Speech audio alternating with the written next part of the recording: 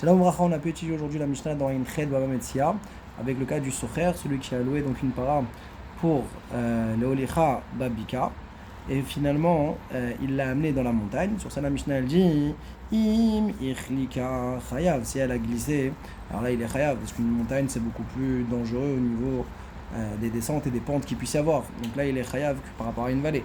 Par contre, si Urchema, si elle est devenue malade, qu'elle a eu de la fièvre, alors là, à ce moment-là, on est pas tour sur ça. Tosfot, il pose la question comment, d'après le Mandamar qui pense que Trilato B'Shia avait Sophobones, Chayav, comment est-ce qu'on peut dire qu'il est pas tour ici? Pourtant, par rapport à l'aspect de Uchleka, qu'elle pouvait glisser davantage, eh bien, c'est une Pshia.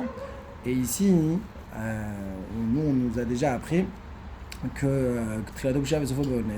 Alors, on est Chayav, d'accord? Parce qu'il y a au moins la Pshia qu'elle aurait pu davantage glisser.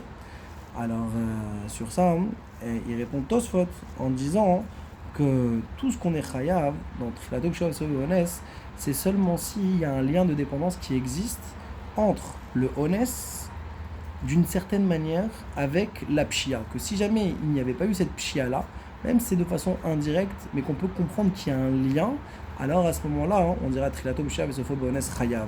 Mais ici, il n'y a aucun lien avec le fait qu'elle ait de la fièvre, puisque quand on part en montagne, alors on a davantage de l'air. Et si avec ça, elle est quand même été urchema, alors Kalva Chomer, à plus forte raison que dans la Bik'a aussi, elle aurait été urchema. Et donc ici, étant donné qu'on n'a pas de lien, alors c'est pour ça qu'on puisse dire patour. Et ça, c'était donc la première question et la première réponse qui a été donnée. Et la preuve, c'est le cas de la para que le shomer n'a pas bien gardé. Elle a été yatsal à Hagam et elle meurt dans le Hagam. Sur ça, on dit que d'après tout le monde patour, en tout cas d'après Rava. Pourquoi? Parce que le Malach HaMavet, il ne va pas faire de différence. Est-ce qu'elle est à la maison? Est-ce qu'elle est dans le Hagam? D'accord, on parle d'un principe qu'on ne craint pas que Avla, que c'est l'air respiré dans le Hagam qui a entraîné la mort. Ça, c'était la première question de Tosfot.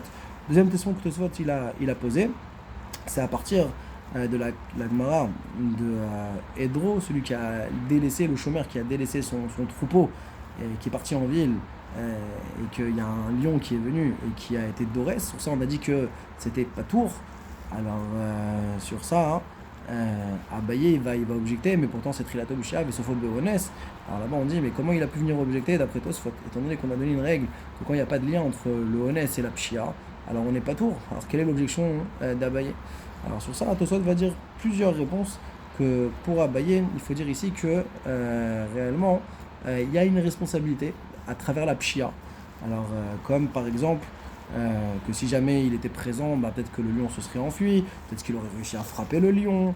Donc en tout cas, il donne plusieurs réponses pour justifier que la pshia s'appelle une pshia qui a un lien avec le honès. Il a rapporté ensuite le Rif, que lui, il a voulu dire que d'après Abaye, il va d'après son opinion, à savoir que même si c'est un honès gamour, pour Abaye, Trilato B'Shia Soveones, c'est dans tous les cas. Sur ça, Tosfot il vient en réfuter et il dit mais tu peux pas dire une chose pareille parce que regarde la preuve, c'est notre Mishnah. On voit qu'on enseigne pas tour.